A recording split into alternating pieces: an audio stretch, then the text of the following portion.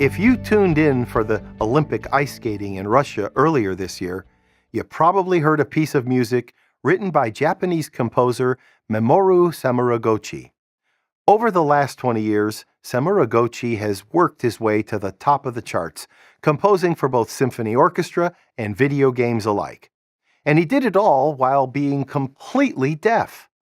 But his meteoric rise came to a halt when a man stepped forward claiming not only was Samuragochi not deaf, but he, not the famed composer, had been ghostwriting his work for the last 18 years. This revelation sent shockwaves through the classical music community, and people who had looked to Samuragochi for inspiration were left shaken and ashamed.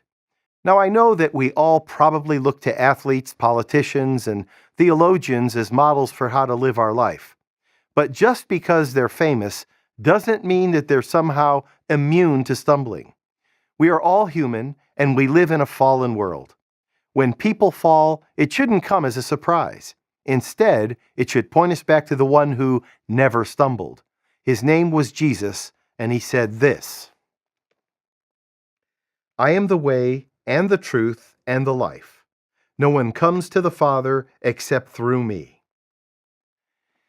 Jesus faced ridicule, hostility, deceit, threats, abandonment, betrayal, and finally, an unjust and torturous execution. He also withstood internal temptation from evil itself and endured unimaginable mental anguish. Yet for all this, he never gave in to sin, remaining pure not only for himself, but also for us. Through our union with Christ, his non-stumbling will stand in the place of our stumbling, and we can trust in him wholly without fear or doubt. It truly is disappointing to find out that one of your heroes is fallen.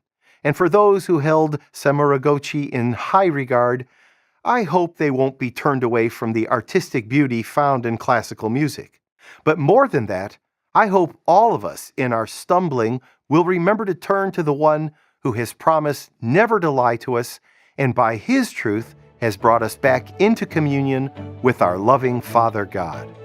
I'm Joseph Tkach, speaking of life.